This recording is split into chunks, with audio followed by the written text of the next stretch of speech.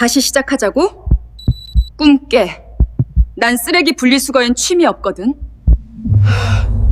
그 얇디얇은 진단서가 내 얼굴을 강타했을 때 종이의 가장자리는 마치 갓 갈아낸 수수용 메스처럼 날카로웠다. 뺨을 스치고 지나간 자리에 화끈거리는 통증이 번졌고 잔인한 의학 용어들이 인쇄된 종이 조각들은 날개 꺾인 비둘기처럼 힘없이 값비싼 대리석 바닥 위로 흩어졌다. 이게 내가 우리 박씨 집안에 내놓은 답안지니? 한소희. 시어머니의 목소리는 높지 않았지만 마치 날카로운 송곳처럼 내 고막을 파고들었다. 그녀는 수천만 원을 호가하는 이탈리아제 가죽 소파에 앉아 갓 우려낸 대홍포 차를 손에 들고 있었다. 궁전처럼 호화롭게 꾸며졌으나 뼛속까지 시린 냉기가 감도는 이 거실에서 피어오르는 차 향기는 지독하게 이질적이었다. 그녀는 나를 정면으로 쳐다보지도 않은 채 찻잔 표면에 뜬 찻잎을 가볍게 불어냈다. 그 우아한 몸짓이 구역질 날 정도로 역겨웠다. 나는 무의식 중에 옷자락을 꽉 움켜쥐었다. 손톱이 손바닥을 깊게 파고들었다.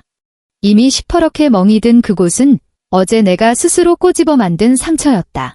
어머니, 의사 선생님 말씀으로는 아직 기회가 있다고 했어요.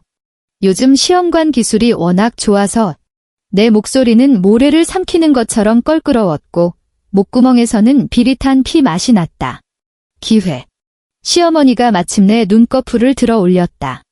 그 눈빛에는 며느리를 보는 온기라고는 티끌만큼도 없었다. 그저 고장난 가전제품을 바라보는 듯한 혐오감뿐이었다. 그녀가 찻잔을 거칠게 내려놓자 도자기와 대리석 테이블이 부딪히며 탁하는 날카로운 파열음이 났다. 그 소리는 죽은 듯 고요한 공간에 메아리치며 내 심장을 옥죄어왔다. 우리 박씨 집안이 너한테 5년을 줬어. 5년이면 집에서 키우는 패키니즈도 새끼를 2배는 깎겠다. 그런데 너는? 매달 산더미처럼 쏟아부은 보약감 말고 그 배 속에 소식이라도 있었니? 나는 고개를 떨구고 바닥에 적힌 그 잔인한 문장을 내려다보았다. 난소기능 저하, 자연 임신 확률 극히 희박. 글자 하나하나가 마치 나를 비웃는 눈동자 같았다. 바로 그때 현관에서 도어록이 해제되는 소리가 들렸다. 띠. 박성준이 돌아오는 소리였다. 예전 같으면 주인을 기다리는 강아지처럼 달려나가 서류 가방을 받아들고 겉옷을 벗겨주었을 것이다. 하지만 오늘 내 발은 납덩이를 매단 듯 무거웠다. 문이 열렸다. 들어온 것은 박성준뿐만이 아니었다. 현기증이 날 정도로 달콤하고 느끼한 향수 냄새가 사람보다 먼저 거실로 파고들었다. 내가 즐겨 쓰는 은은한 우디 계열의 향이 아니었다. 그것은 마치 푹 익어 썩어가는 복숭아처럼 싸구려지만 지독하게 공격적인 꽃 과일 향이었다. 박성준이 걸어 들어왔다. 그의 손은 옆에 선 여자의 허리를 조심스럽게 감싸고 있었다. 헐렁한 베이지색 니트 원피스를 입은 그 여자는 긴 머리를 대충 묶어 올려 몇 가닥 잔머리가 하얀 목덜미로 흘러내리게 두었다. 겉보기엔 보호 본능을 자극하는 청초한 모습이었다. 하지만 내 두 눈을 가장 아프게 찌른 것은 그녀의 미세하게 부풀어 오른 아랫배였다. 그 순간 내 머릿속은 고압전류가 모든 신경을 태워버린 듯 하얗게 변해버렸다. 숨을 쉬는 법조차 잊고 말았다. 어머니, 다녀왔습니다. 박성준의 목소리에는 내가 한 번도 들어보지 못한 다정함이 묻어 있었다. 그 다정함은 한때 나만의 것이라고, 아니, 나만의 것이라 착각했던 것이었다. 얼음장 같던 시어머니의 얼굴이 그 여자의 배를 보는 순간 봄눈 녹듯 풀어지며 지난 5년간 나에게는 단 한 번도 보여주지 않았던 자애로운 미소를 피워냈다. 그녀는 슬리퍼도 신지 않은 채 소파에서 벌떡 일어나 그들에게로 다가갔다. 아이고, 내가 아름이니? 어서 들어와 앉아라. 우리 금쪽 같은 손주 힘들라. 손주라는 두 글자가 거대한 망치가 되어 내 정수리를 내리꽂았다. 나는 거실 한복판에 투명 인간처럼 서 있었다. 이아름이라 불린 여자는 겁먹은 듯한 눈으로 나를 힐끔 쳐다보더니 이내 박성준의 품으로 고개를 파묻으며 모기만한 목소리로 속삭였다. 성준 오빠, 언니 아직 계시는데? 우리 이러는 거 좀 그렇지 않아요? 박성준이 고개를 들어 마침내 시선을 내게 고정했다. 그 눈빛에는 미안함도 당황함도 없었다. 오직 미리 준비해둔 듯한 냉막함과 귀찮음뿐이었다. 그는 마치 거추장스러운 것을 털어내듯 넥타이를 느슨하게 풀며 날씨 이야기를 하듯 덤덤하게 내뱉었다. 다 있는 김에 얘기 끝내자. 소희야, 사인해. 그는 서류 가방에서 미리 작성해둔 서류 봉투를 꺼내 바닥에 널브러진 진단서 옆에 툭 던졌다. 이혼 합의서. 5글자의 굵은 고딕체가 크리스탈 샹들리에 조명을 받아 흉물스럽게 번들거렸다. 성준 씨, 꼭 이렇게까지 해야 해? 내 목소리가 바람 앞에 촛불처럼 위태롭게 떨렸다. 오늘 우리 결혼 5주년 기념일이야. 혹시 잊었으면 내가 상기시켜줄게. 5년 전 오늘 당신이 남산타워에서 맹세했잖. 그만해. 박성준이 짜증스럽게 내 말을 끊었다. 미간을 잔뜩 찌푸린 그는 내 말이 소음이라도 되는 듯했다. 현실을 좀 봐, 한소희. 아름이가 가진 애, 아들이야. 벌써 4개월 됐고 우리 박씨 집안 3대 독자인데 내 대에서 끊을 순 없잖아. 그리고 피해자 코스프레 하지 마. 이 집이랑 차. 다 내 결혼 전 재산이고 회사 지분은 더더욱 너랑 상관없어. 5년 산정을 봐서 3년 탄 구형 벤츠는 내 명의로 해줄게. 옷이랑 폐물은 가져가도 좋아. 그 외에는 꿈도 꾸지 마. 나를 위해 비바람을 막아주겠다던 남자였다. 지금 그는 다른 여자와 그 뱃속의 아이를 위해 내 세상을 자기 손으로 무너뜨리고 있었다. 이아름은 그에게 몸을 기댄 채 한 손으로 배를 쓰다듬으며 입꼬리를 살짝 올렸다. 그것은 미안함이 아니었다. 승리자의 조소였다. 속이 뒤집힐 듯한 구역질이 치밀어 올랐다. 사인 안 하면? 나는 박성준의 눈을 똑바로 쏘아보며 그 안에서 위선이라도 좋으니 일말의 양심을 찾아보려 애썼다. 시어머니가 코웃음을 치며 다시 소파에 앉아 찻잔을 입에 댔다. 안 해. 그럼 어디 버텨보든가? 근데 아름이가 당장 들어와서 태교할 건데 그때 가서 내가 쟤들 시중이라도 들 거니? 아니면 옆방에서 쟤들 깨볶는 소리라도 듣고 싶어. 내가 그런 피학적인 취미가 있다면야 우리 박씨 집안에서 식모 하나 더 두는 셈치지 뭐. 공기가 얼어붙은 것 같았다. 나는 지난 5년간 내 손길이 닿지 않은 곳이 없는 이 집을 둘러보았다. 벽에 걸린 유화는 파리 경매장에서 직접 낙찰받아 온 것이었고 소파 위의 쿠션은 내가 한 땀 한 땀 수를 놓은 것이었다. 구석의 관엽식물조차 내가 매일 잎을 닦아주며 키운 생명이었다. 이제 이 모든 것이 나를 조롱하는 고문 도구가 되었다. 나는 깊게 숨을 들이마시며 눈가에 차오르는 뜨거운 액체를 억눌렀다. 울어. 아니, 한소희. 절대 여기서 울면 안 돼. 눈물은 너를 아껴주는 사람 앞에서나 흘리는 거야. 이 사람들 앞에서 우는 건 내가 우스운 꼴이 되었다는 걸 인정하는 것밖에 안 돼. 나는 허리를 숙여 이혼 합의서를 집어들었다. 종이의 차가운 감촉이 손끝을 타고 전신으로 퍼졌다. 좋아. 내 목소리가 나조차 소름 끼칠 만큼 차분하게 흘러나왔다. 사인할게.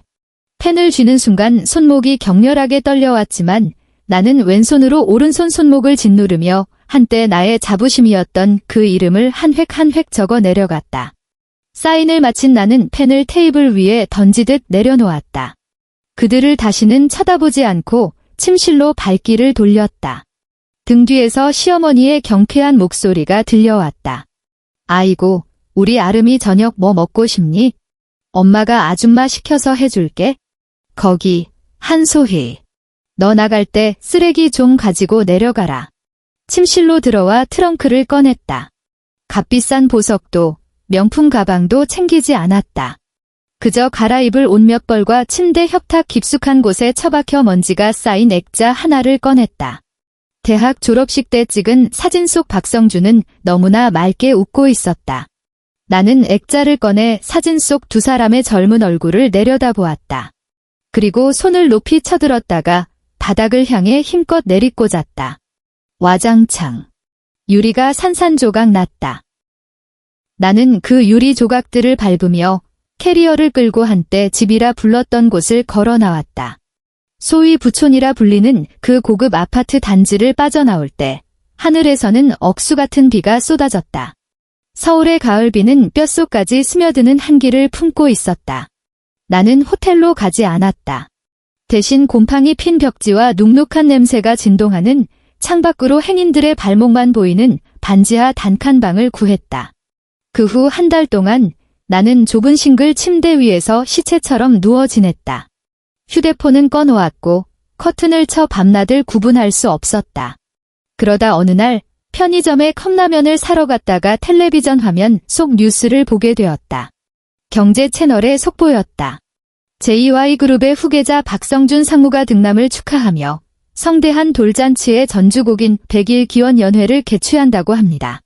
정재계 유명 인사들이 대거 초청된 이번 연회를 위해 박 상무는 회사 자산 일부를 담보로 잡으면서까지 이 미래의 후계자를 위한 자리를 마련했다고 하는데요. 화면 속 박성준은 득의양양한 표정으로 카메라를 향해 미소 짓고 있었다. 그 옆에는 배가 제법 부른 이아름이 그의 팔짱을 끼고 있었는데 그녀의 손가락에는 내가 그토록 원했던 핑크 다이아몬드 반지가 끼워져 있었다. 그 순간 내 손에 들려있던 컵라면 용기가 찌그러졌다. 뜨거운 국물이 손등으로 쏟아져 붉게 물집이 잡혔지만 통증은 느껴지지 않았다. 오직 발끝에서 정수리까지 치솟는 불길만이 느껴졌다. 그 불길은 내 모든 눈물과 나약함을 태워 없앴다. 슬픔이 극에 달하면 눈물이 나지 않는다는 것을 그때 알았다.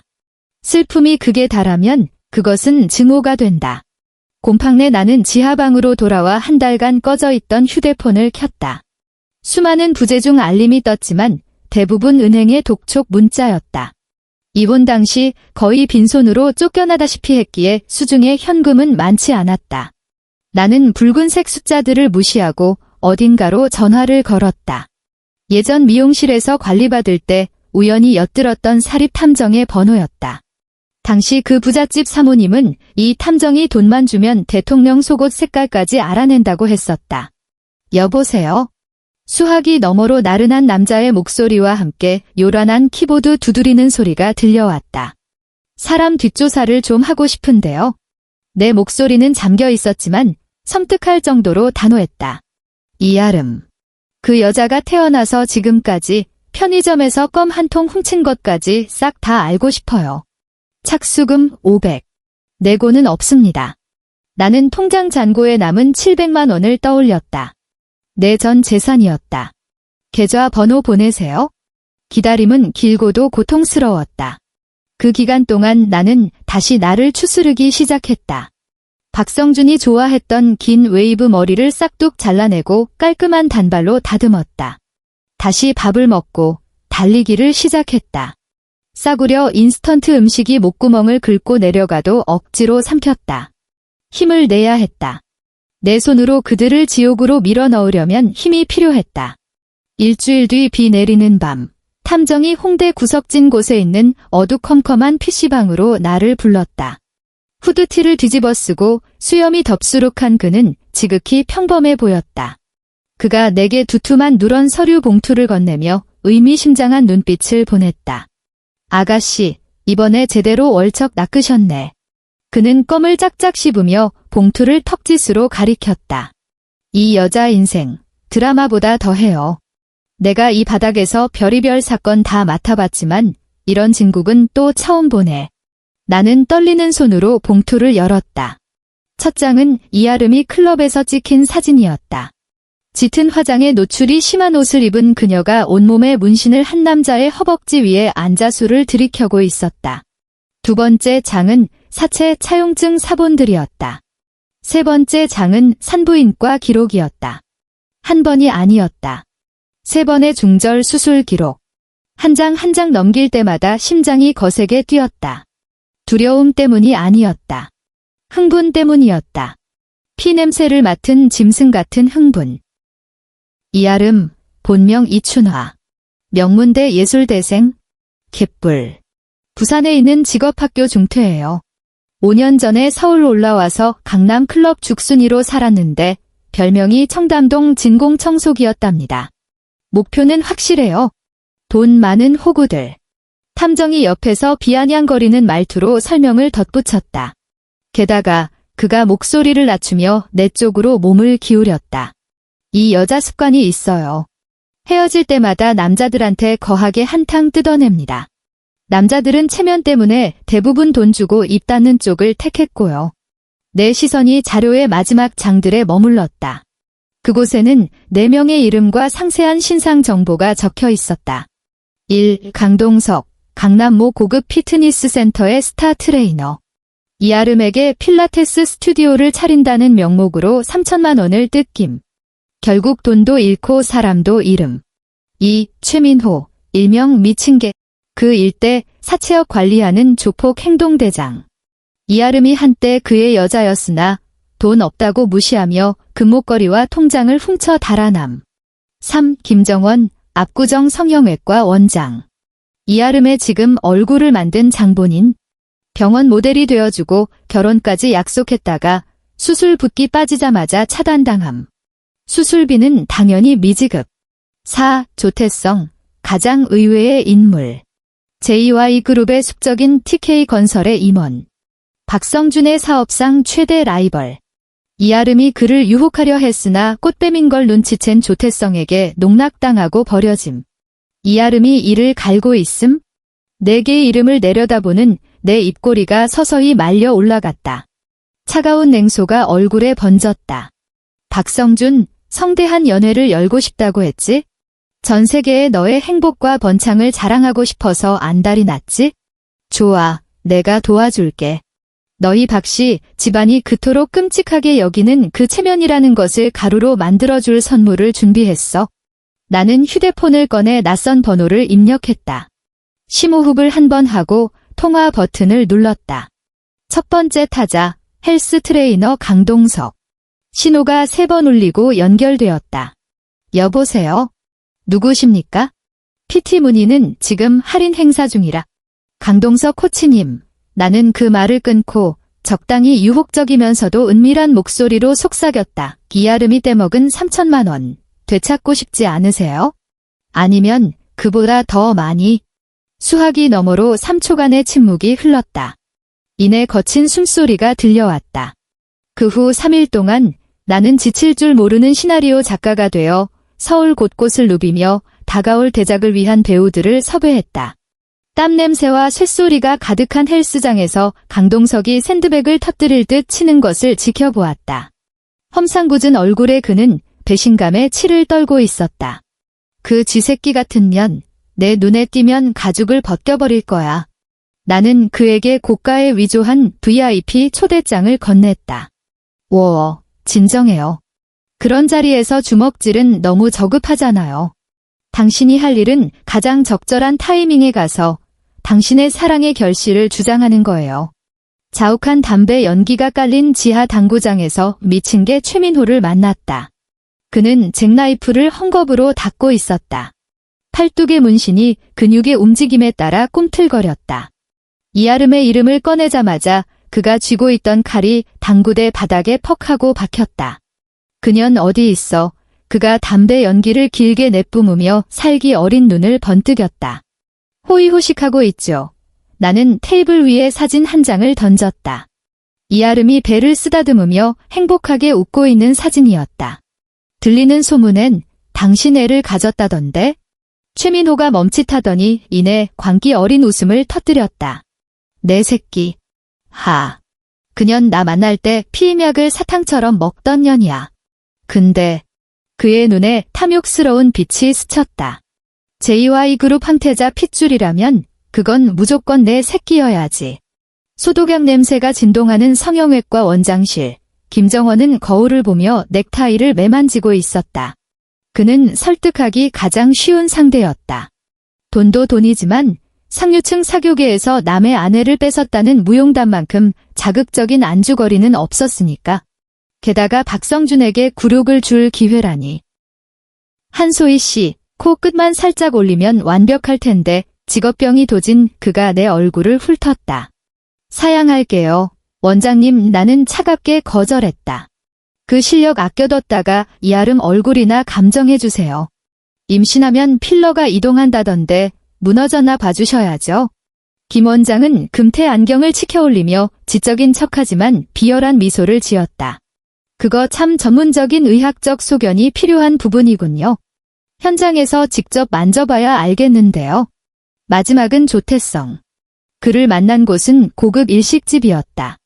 앞선 3명의 단순 무식한 남자들과 달리 조태성은 노련한 늙은 여우였다. 한소희 씨, 박성준의 전처. 그가 사케 잔을 흔들며 묘한 눈빛으로 나를 응시했다. 적의 적은 동지다. 뭐 그런 건 알겠는데. 내가 굳이 왜 당신을 도와야 합니까? 고작 돌잔치 하나 망친다고 나한테 무슨 이득이 있죠? 박성준이 이번 연회를 위해 회사 유동 자산의 10%를 담보로 잡았어요. 나는 가방에서 탐정이 덤으로 알아낸 박성준 회사의 재무 취약점 보고서를 꺼내 내밀었다. 만약 이 연회가 추잡한 스캔들로 끝나면 내일장 시작하자마자 JY 주가는 곤두박질 칠 겁니다. 그때 조 전무님네 TK건설이 JY가 그토록 안 내놓고 버티던 그 알짜배기 땅, 헐값에 인수하면 되는 거 아닌가요? 조태성의 손이 멈췄다. 그는 술잔을 내려놓고 서류를 한참 동안 정독했다. 잠시 후 그가 고개를 들어 내 술잔에 자신의 잔을 가볍게 부딪혔다. 한소희 씨, 거래 성립입니다. 그 아이를 위해 아주 두둑한 축의금을 준비하죠. 10월 12일. 서울에서 가장 화려하다는 신라호텔 다이너스티 홀. 드디어 그날이 왔다. 하늘은 금방이라도 폭우를 쏟아낼 듯 잔뜩 찌푸려 있었다. 나는 호텔 맞은편 도로변에 서서 줄지어 들어가는 최고급 세단들을 지켜보았다. 번지르르하게 차려입은 남녀들이 값비싼 선물을 들고 가식적인 미소를 띤 채 호텔 안으로 빨려 들어갔다. 입구에는 박성준과 이아름의 대형 사진, 그리고 태어나지도 않은 태아의 초음파 사진이 박힌 거대한 배너가 세워져 있었다. 하늘이 내린 아이라는 문구 아래 이아름은 성모 마리아처럼 순결하게 웃고 있었다. 나는 내 모습을 내려다보았다. 오늘을 위해 특별히 맞춤 제작한 드레스였다. 축복을 상징하는 붉은색도 차분한 샴페인 골드도 아니었다. 칠흑같이 어두운 블랙 벨벳 롱 드레스. 몸의 곡선을 적나라하게 드러내며 쇄골을 시원하게 파낸 네크라인, 그리고 바닥을 질질 끌고 다니는 긴 치맛자락. 머리에는 유럽 귀족들의 장례식에서나 볼 법한 검은 베일이 달린 모자를 썼다. 검은 레이스 장갑을 낀 손으로 입술에 립스틱을 발랐다. 창백한 피부 위에서 그 붉은색은 핏자국처럼 선명하고 섬뜩했다. 기사님, 신라호텔 정문으로요. 나는 택시를 잡아탔다. 차가 호텔 회랑으로 부드럽게 미끄러져 들어갔다. 도어맨이 문을 열어주었고 검은 스틸레토 힐을 신은 내 발이 땅에 닿는 순간 주변의 공기가 순식간에 차갑게 내려앉는 것을 느꼈다. 차에서 내려 허리를 꼿꼿이 폈다.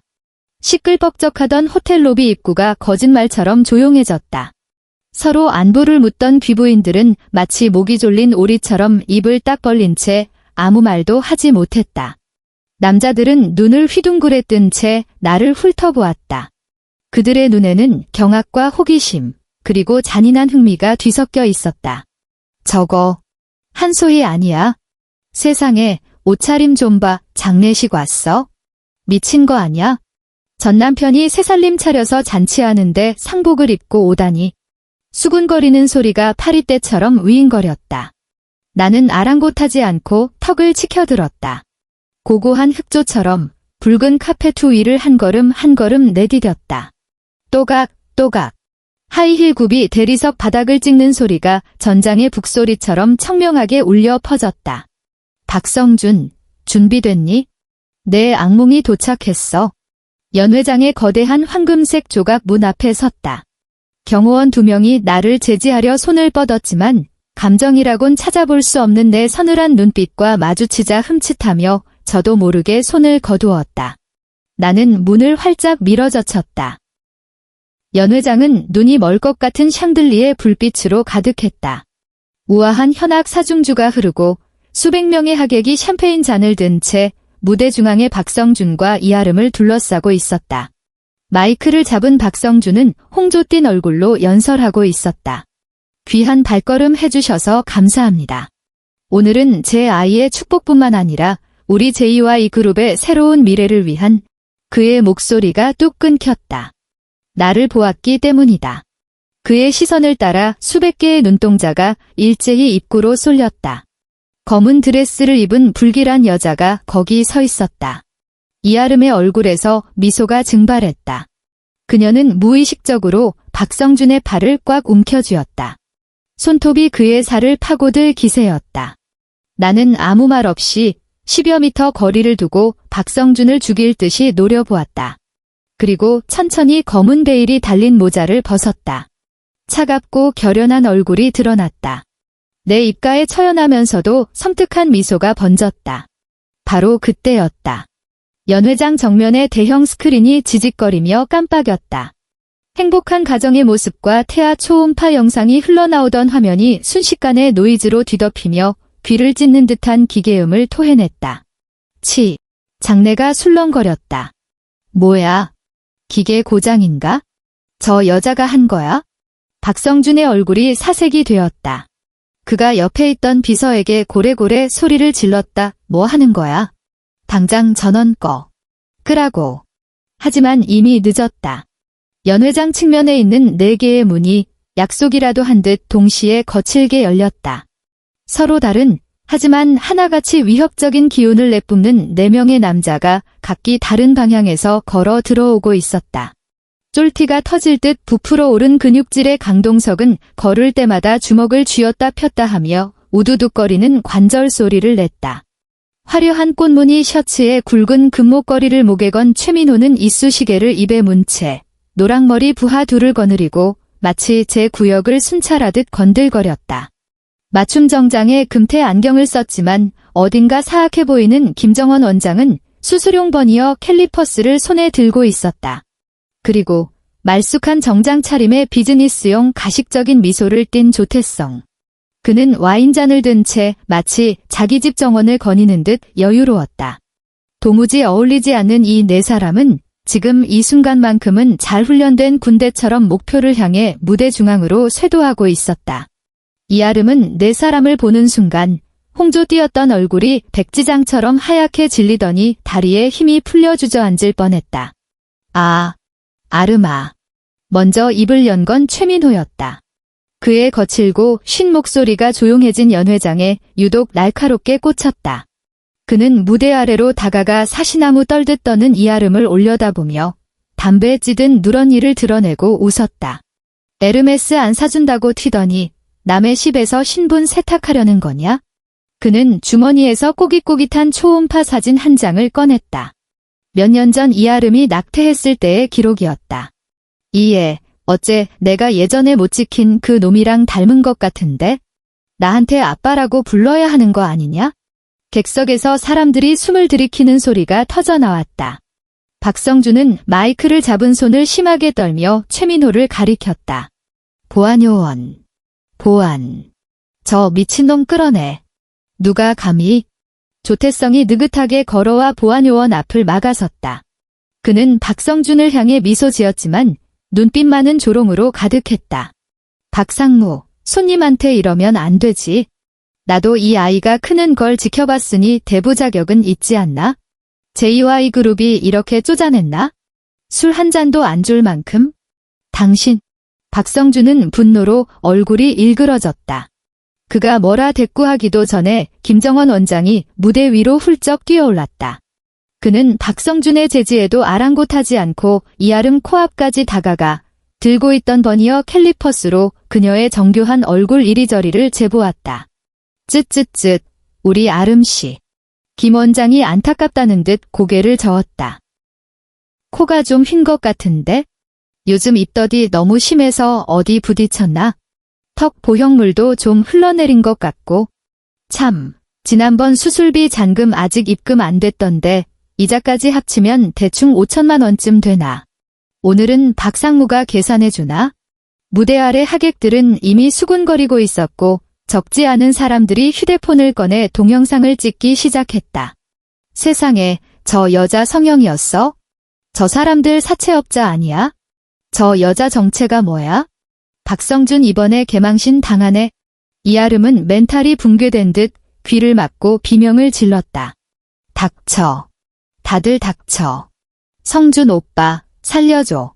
저 사람들 미쳤어. 저 여자가 부른 미친놈들이라고. 그녀는 무대 아래에 나를 가리키며 원독 서린 눈빛을 보냈다. 그제야 상황을 파악한 박성준이 나를 죽일 듯이 노려보았다. 당장이라도 달려와 나를 찢어발길 듯한 기세였다. 한소혜, 도대체 무슨 짓이야? 이 독한 년. 그가 마이크에 대고 포효하자 스피커를 통해 고막을 찢는 듯한 굉음이 울려 퍼졌다. 나는 무대 위에서 히스테리를 부리는 저 남자, 한때 뼈에 사무치게 사랑했던 저 남자를 바라보았다. 나는 웃었다. 그리고 천천히 계단을 밟고 무대로 올라갔다. 나무 바닥을 찍는 하이힐 소리가 둔탁하게 울렸다. 내가 올라가자 강동석은 약속이나 한 듯 뒤로 한 걸음 물러나더니 기절한 척 쓰러지려는 이아름을 낚아챘다. 그의 악력은 마치 펜치 같아서 이아름의 팔을 꽉 조여 꼼짝 못하게 만들었다. 이거 놔. 아파. 이아름이 발버둥 쳤지만 압도적인 힘 앞에서는 무용지물이었다.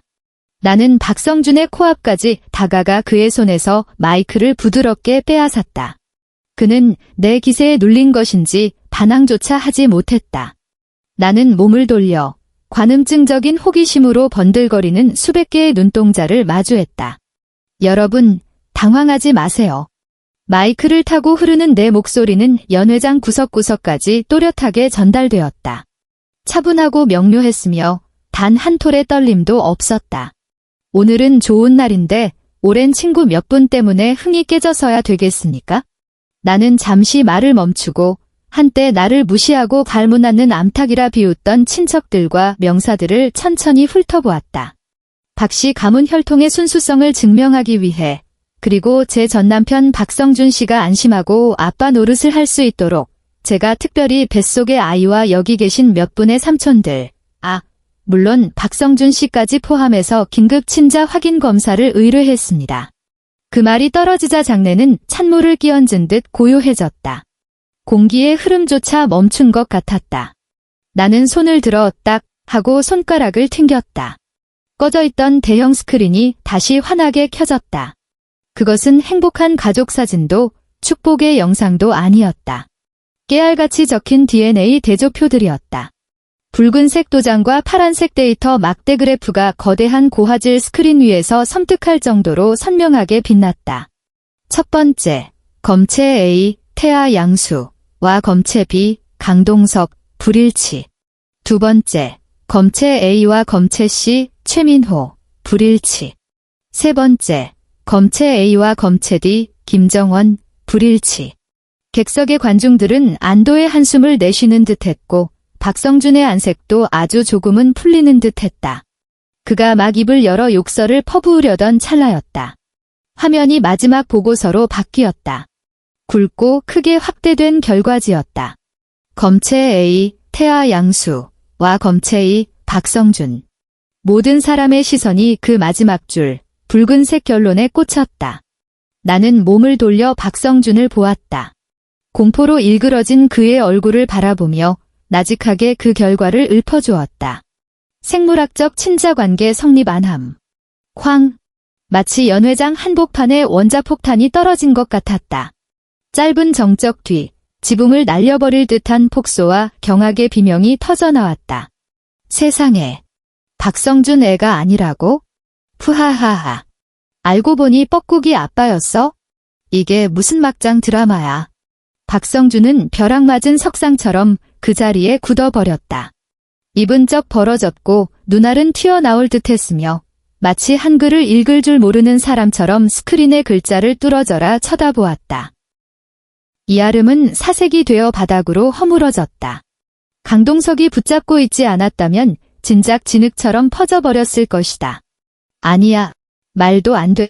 이건 가짜야. 저 여자가 조작한 거라고. 이아름이 절망적인 비명을 질렀지만 사방에서 밀려드는 조소의 파도 속에서 그녀의 목소리는 너무나 창백하고 무력했다. 나는 무대 중앙에 서서 이 모든 것을 지켜보았다. 시어머니가 가슴을 부여잡고 흰자위를 뒤집으며 뒤로 뻣뻣하게 넘어가는 모습, 주변이 아수라장이 되는 모습을.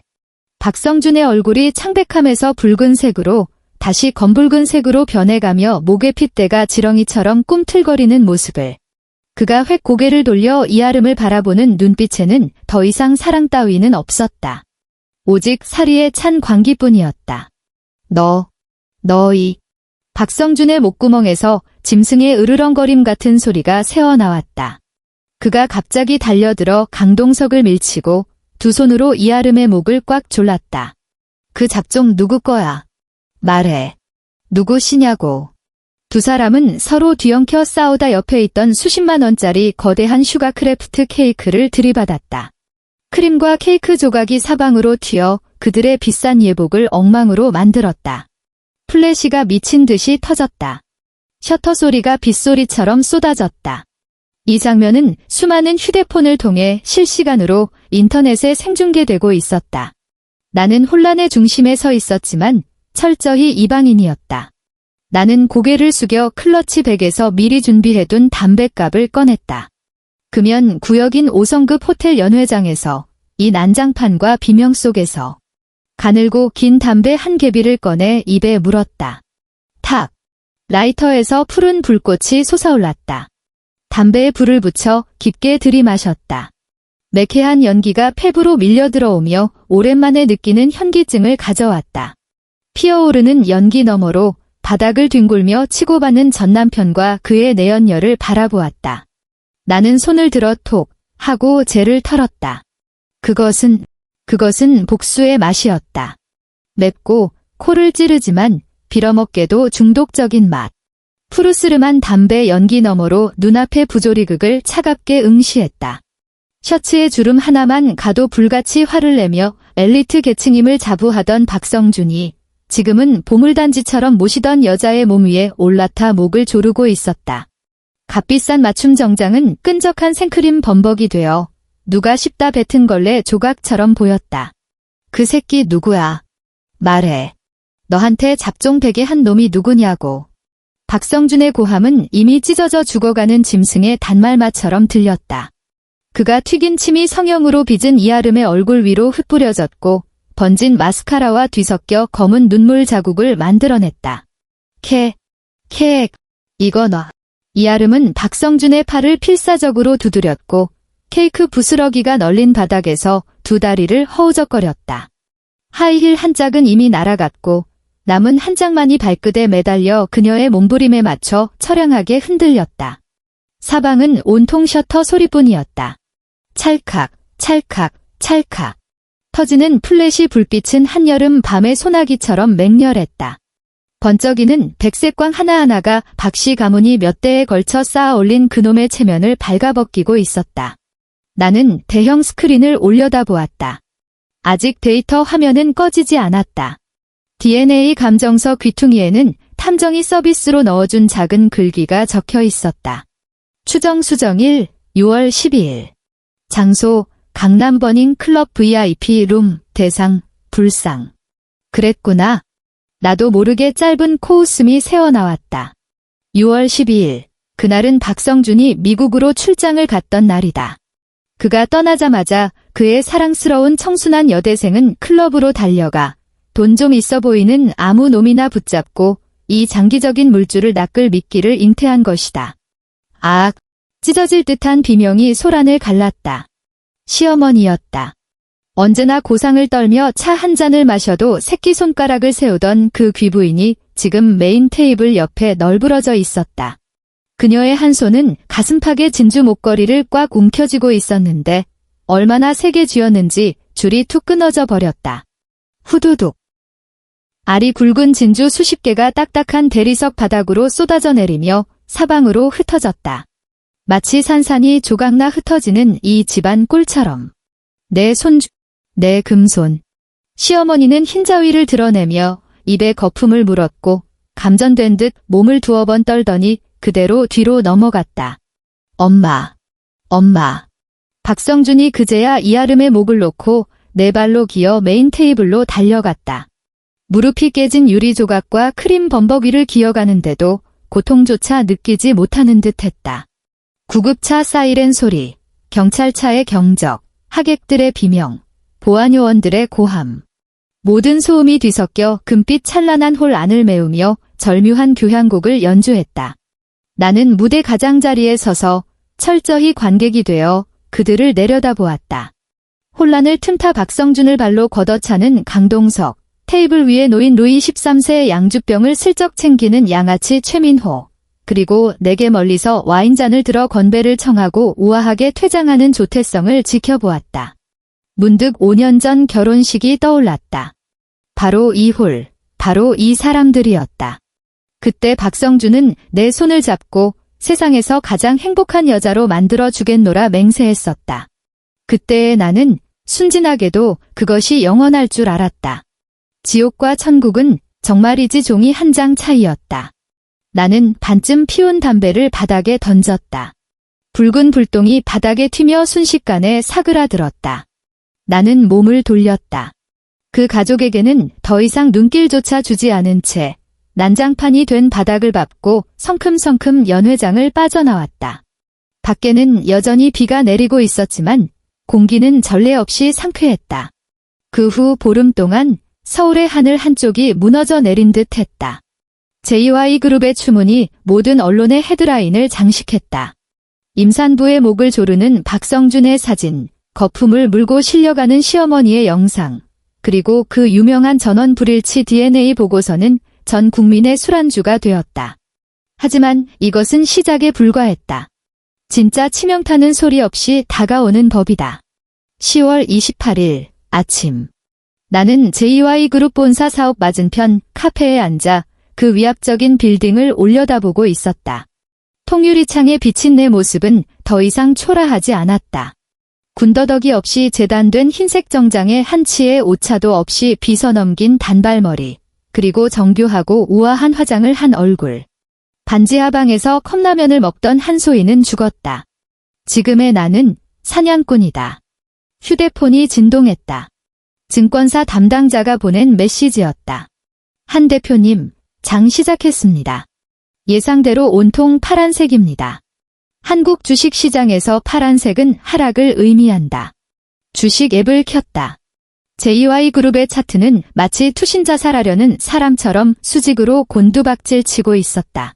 반등의 기미조차 없는 연속 하한가? 시가총액 수천억 원이 허공으로 증발했다. 은행은 대출금을 회수하기 시작했고 납품업체들은 결제를 독촉했으며 박성준에게 아부하던 파트너들은 토끼보다 더 빠르게 도망쳤다.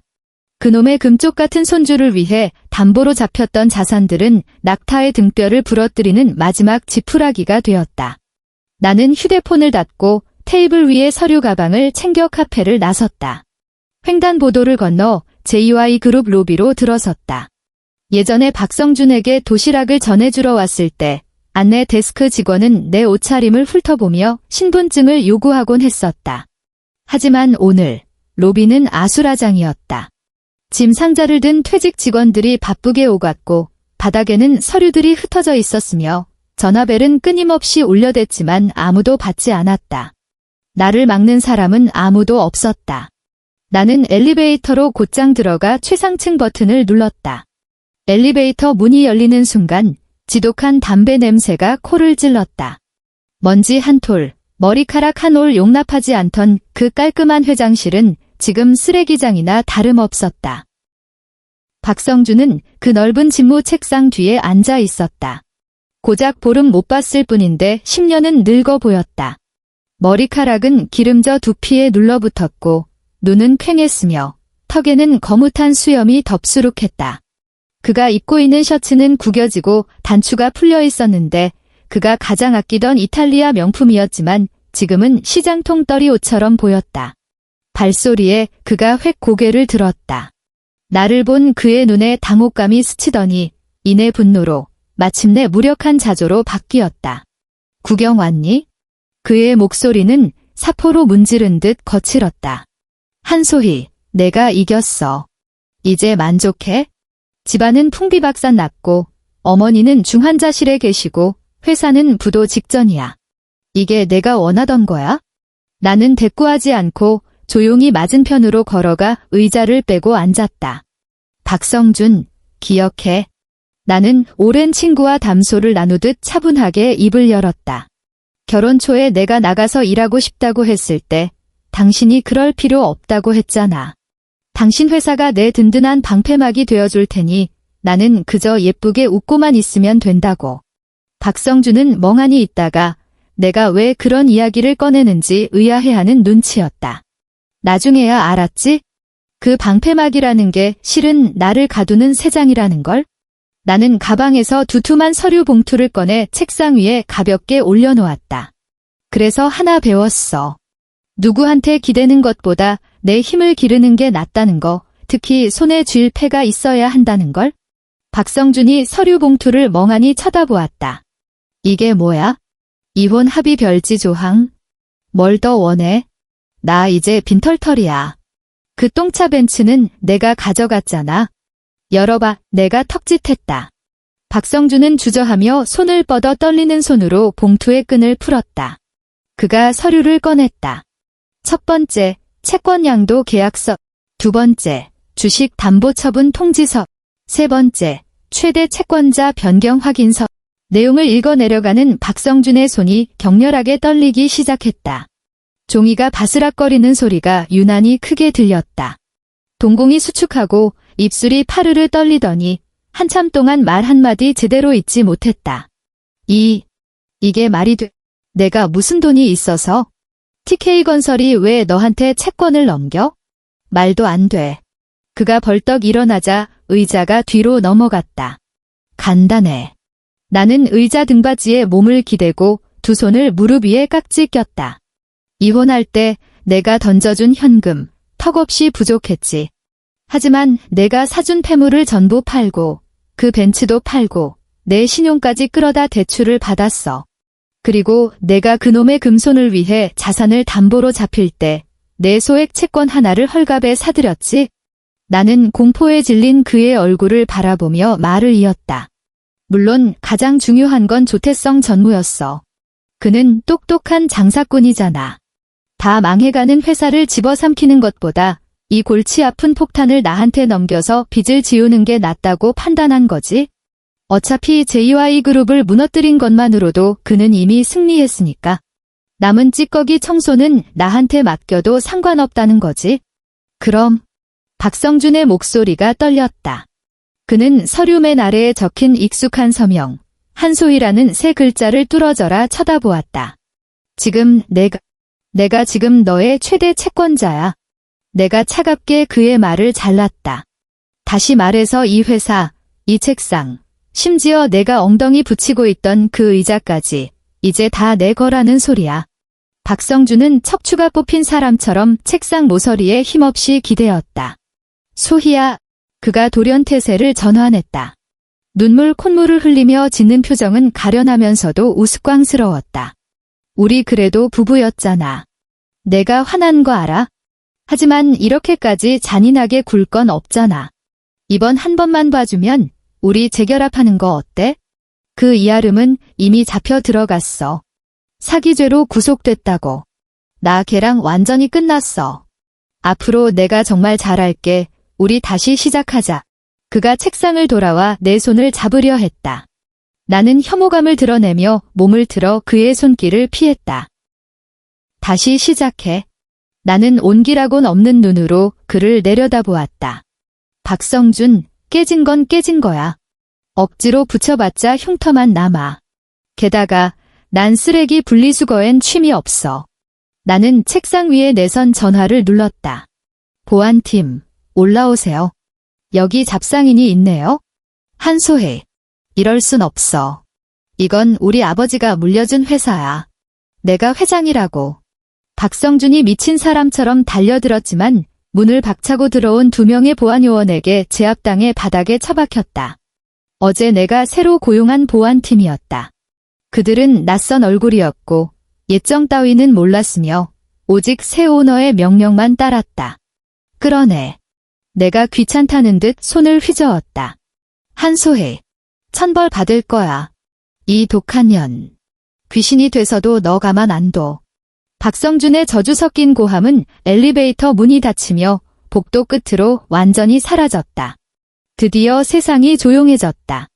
나는 자리에서 일어나 천천히 거대한 통유리창 앞으로 걸어갔다. 서울의 전경이 한눈에 들어왔다. 멀리 한강이 햇살을 받아 반짝였고 도로는 차들로 붐볐다. 이 도시는 여전히 분주했고 재벌2세 하나가 몰락한 것 따위는 아무도 신경 쓰지 않았다. 깊게 숨을 들이마셨다. 공기 중엔 더 이상 담배 냄새가 나지 않았다. 방금 청소부가 닦고 간 소독약 냄새만이 은은하게 감돌았다. 그것은 권력의 냄새였다. 똑똑. 사무실 문을 두드리는 소리가 났다. 새로운 비서가 쟁반을 들고 들어왔다. 대표님, 주문하신 커피입니다. 그녀는 조심스럽게 컵을 책상 위에 내려놓았다. 예전 박성준이라면 절대 이 방에 들이지 않았을 싸구려 음료였다. 에스프레소 투샹을 추가한 얼음 가득한 아이스 아메리카노. 컵 표면에 맺힌 물방울이 흘러내렸고 검은 액체 속에서 얼음이 달그락거리는 소리가 맑게 울렸다. 컵을 들어 올리자 차가운 감촉이 손끝을 타고 전해져 이 늦가을 오후를 더없이 명징하게 깨워주었다. 벽에 걸린 TV에서는 여전히 뉴스가 흘러나오고 있었다. 속보입니다. JY그룹 전 회장 박성준 씨가 다수의 경제범죄 혐의로 검찰에 소환되었습니다. 내연녀 이아름 씨는 거액의 사기 혐의로 정식 구속영장이 발부되었습니다. 한편 JY그룹은 새로운 경영진이 인수하여 다음 주 월요일 거래가 재개될 예정이며 화면 속 박성준은 기자들에게 둘러싸여 옷으로 얼굴을 가린 채 마치 시궁창 쥐처럼 경찰차 안으로 몸을 숨기고 있었다. 수갑을 찬 채 수의를 입은 이아름의 얼굴에는 한때의 기세등등함은 사라지고 공포와 절망만이 가득했다. 나는 그 장면을 결말을 이미 알고 있는 막장 드라마를 보듯 무심하게 지켜보았다. 아이스 아메리카노를 한 모금 마셨다. 쓰다. 지독한 쓴맛이 입안 가득 퍼지며 미뢰 하나하나를 자극했다. 하지만 목으로 넘기고 나자 혀끝에 미세하지만 분명한 단맛이 감돌았다. 이것이 자유의 맛이리라. 나는 몸을 돌려 이제는 온전히 나의 것이 된 의자에 앉았다. 그리고 이미 서명을 마친 인수 합병 서류를 책상 위에 탁 하고 내려놓았다. 모든 것이 끝났다. 아니, 어쩌면 나에게는 이제야 비로소 모든 것이 시작되었다.